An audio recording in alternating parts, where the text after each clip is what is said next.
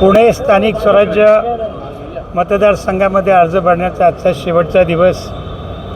आज आम्ही या ठिकाणी महाविकास आघाडीच्या वतीने ही जागा, पुणे शहराची जागा ही राष्ट्रवादी काँग्रेस पक्ष, शरदचंद्र पवार या पक्षाला मिळाली आहे। या निवडणुकीमध्ये आम्ही पुणे महानगरपालिकेचे माजी नगरसेवक श्रीकांत पाटील यांची उमेदवारी महाविकास आघाडीने जाहीर केली आणि आज त्यांनी अर्ज भरलेला आहे। श्रीकांत पाटलांचा अर्ज भरण्याच्या पाठीमागे 50 वर्षाची आठवण आहे की श्रीकांत पाटील यांचे वडील पुणे शहराचे महापौर होते आणि याच मतदारसंघामधून, स्थानिक स्वराज्य मतदारसंघामधून ते विधान परिषदेवरती निवडून आले होते। त्यामुळे त्यांना या निवडणुकीचा एक वारसा आहे।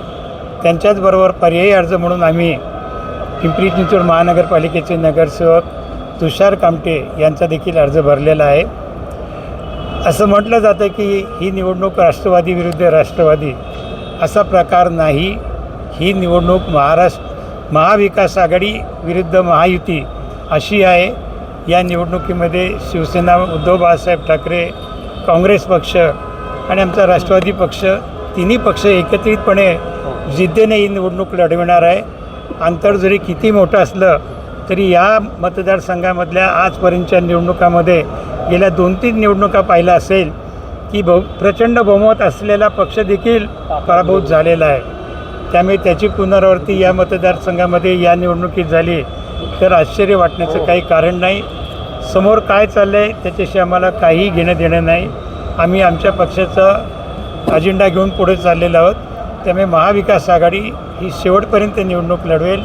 श्रीकांत पाटील आमचे मूळ उमेदवार आहेत, पर्यायी उमेदवार म्हणून ते आहेत, ते निवडणूक लढवितील। एक अजितदादा जर असते तर कदाचित हे चित्र वेगळं असतं का? कारण की राजकीय प्रगल्भतेबद्दल देखील अनेक चर्चा सध्या होताना दिसतात। आपण म्हणाल ते अगदी खरं आहे। अजितदादा असते तर ह्या निवडणुकीचं चित्र अतिशय वेगळं झालं असतं। अर्थात राष्ट्रवादी काँग्रेस पक्षाचाच आमदार झाला असता, हेही तितकंच खरं आहे।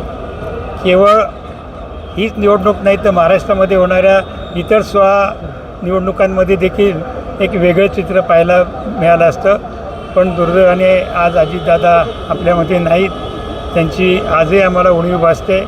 ते जर असते तर या ठिकाणी ही कदाचित निवडणूक त्यांनी बिनविरोध देखील करण्याचा प्रयत्न केला असता।